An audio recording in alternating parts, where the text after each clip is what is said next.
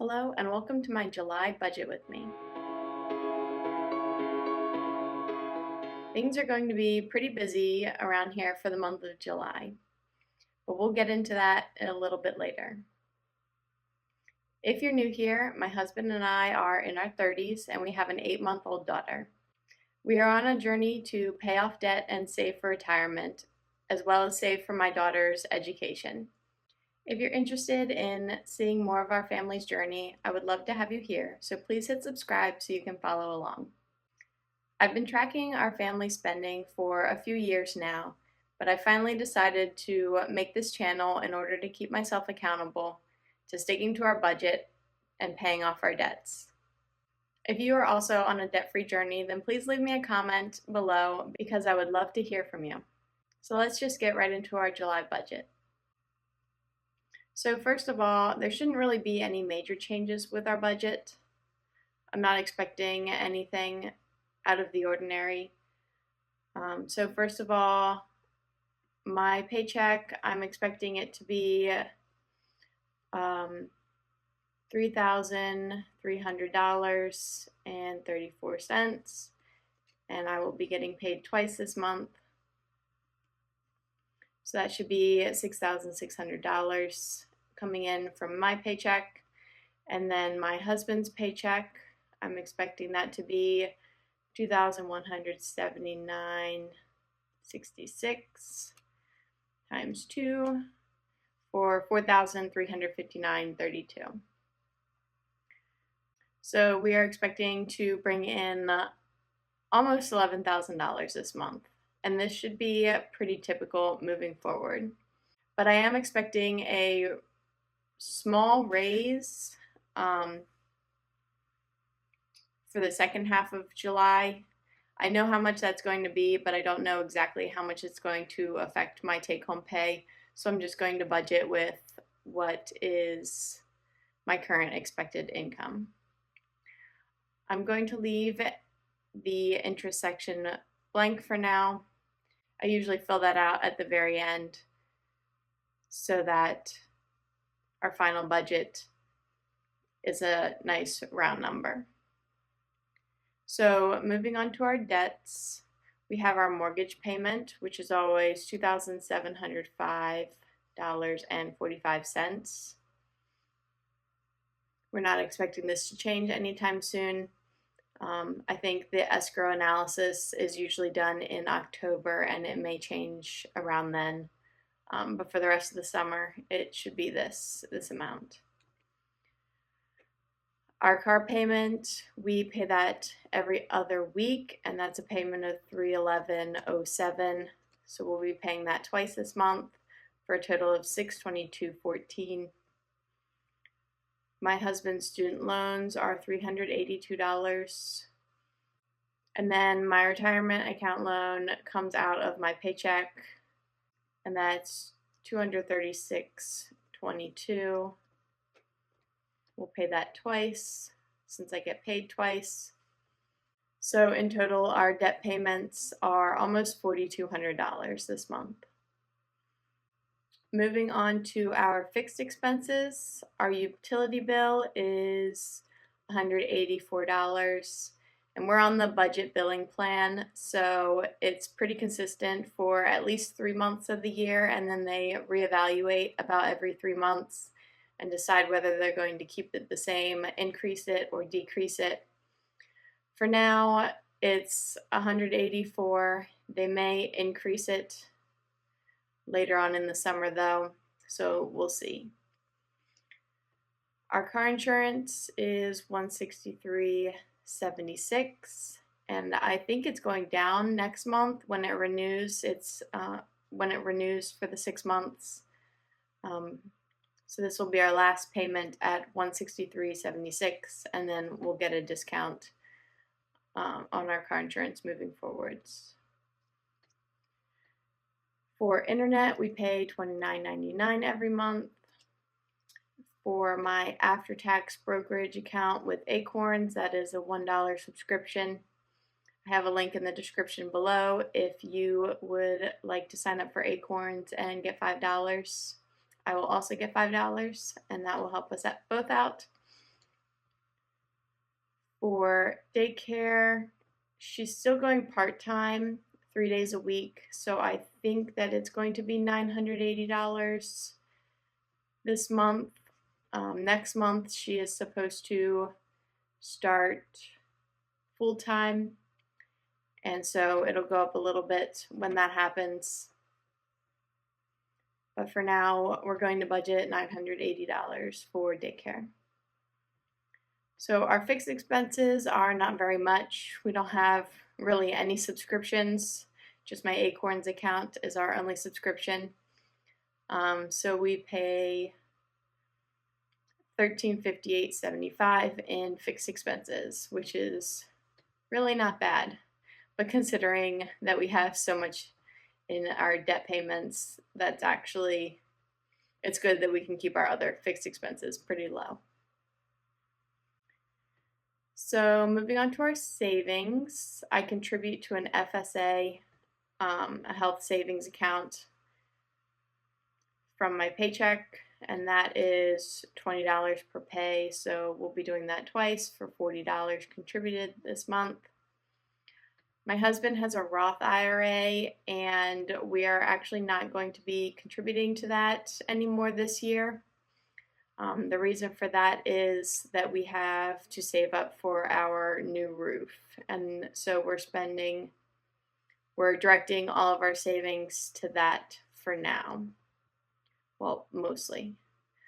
My Acorns account, I have a recurring contribution of $5, and then I have the roundups. So I'm going to budget just $10 for Acorns. It's usually just a little bit more than that. For our emergency savings, we are not going to put any more towards that. We're actually really close to our goal. I should really just fund that with the $500 that we need to reach our goal. But for now, I'm just going to leave it at $0. My daughter's 529. We're going to budget $415 for that. I want to contribute to her 529 mostly because we'll be able to get a tax break for contributing up to $5,000. So I would like to contribute the $5,000 in order to receive that tax break on our taxes next year for our state taxes. So that's why we're choosing the 529 over the Roth IRA. I'm going to leave the new roof savings blank for now. Once we fund all of our sinking funds, we'll go back and fund the new roof with whatever we have remaining from our income. So for our sinking funds, I have quite a bit of sinking funds. I like to use sinking funds for basically everything that's not a fixed expense. That just works best for me. If another way works for you, then let me know in the comments. So first we have our home sinking fund, and this is for any kind of maintenance that we have to do around the house. It includes yard work, it includes taking care of the pool, and it is very, very negative right now, and that is because we're waiting on a refund for buying a new pool filter, which was almost $2,000, and we returned it and bought another one, and they haven't processed the return, so that's why it's pretty negative right now. But we're going to contribute $760 to that sinking fund. Once we get the refund, hopefully, I don't think it should be very negative anymore after that. For groceries, we contribute $375. We usually don't spend that much on groceries, but some months we spend a lot more, like if we're stocking up on some things, and then the other months we may not spend quite as much if we've got a pretty big stock of things. We like to buy in bulk, so I think last month or the month before we bought like 25 pounds of chickpeas, which was like $75, but it's going to last us for quite a while. I think late last year we bought like 50 pounds of oats, and we're just about getting through those. So we might be buying another 50 pounds of oats soon. um, so moving on to car and gas, I'm going to budget $250 for this. If you've seen my June update, I mentioned that I was rear-ended, and so I had to get some work done on my car, and I had to pay my full deductible.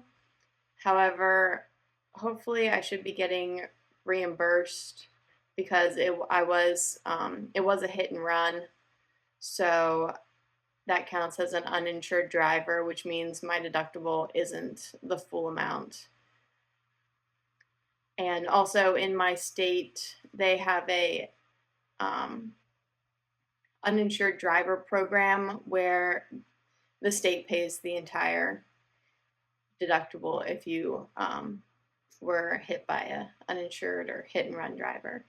So this will be the first time that I'm attempting to get that reimbursed. But if that doesn't happen, my regular deductible was $1,000, and that's what I paid to the car repair shop.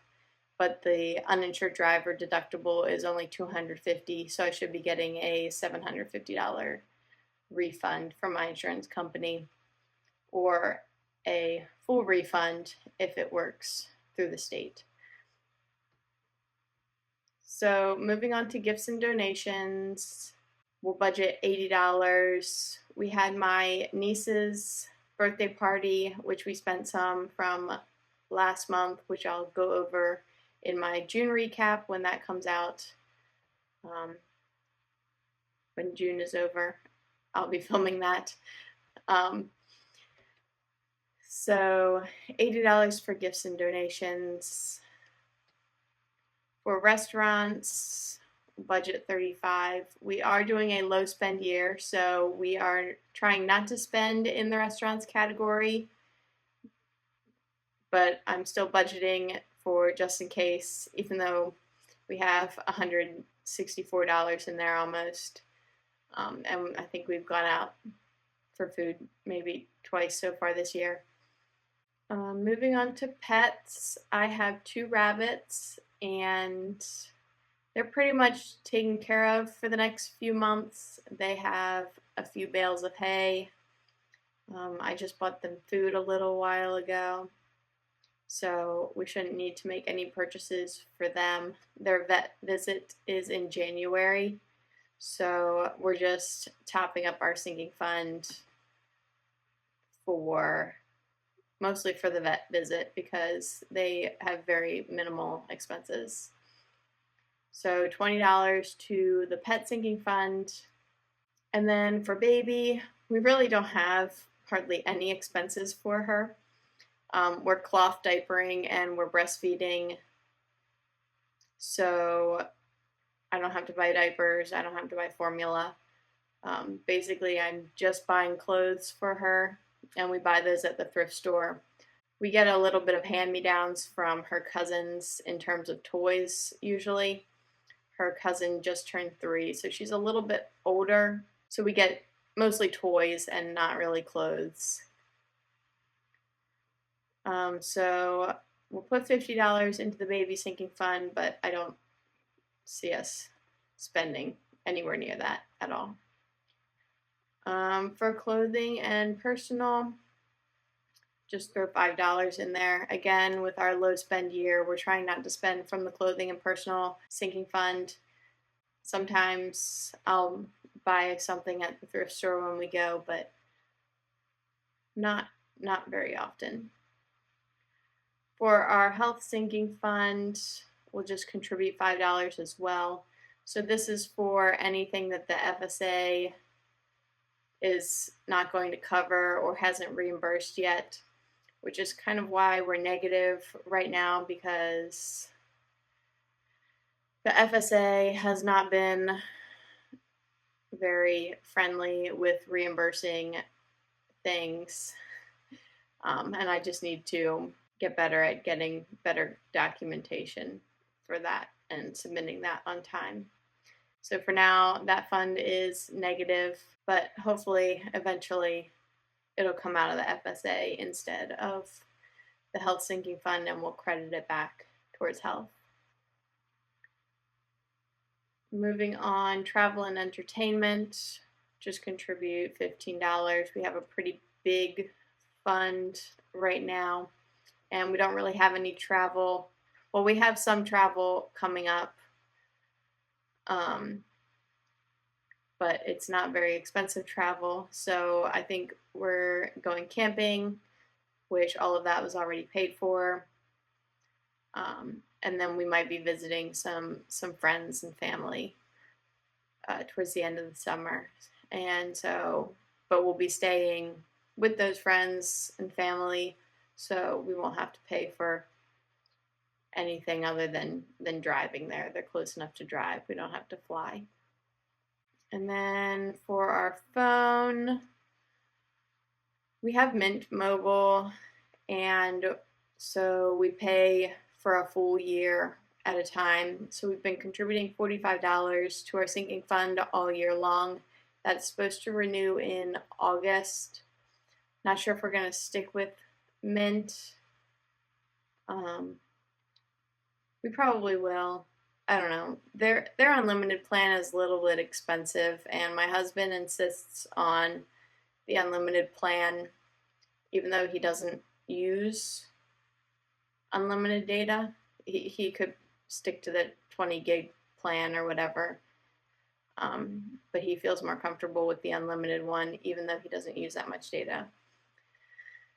I just use the 5 gig plan, and that's plenty enough for me, but still that's $15 just for 5 gigs, but it's $30 for my husband, so that's why we're contributing $45 every month for that. And then for miscellaneous, anything that doesn't fall into any of my categories, $15. Usually nothing falls in miscellaneous because I have so many sinking funds. I can usually find a place for everything.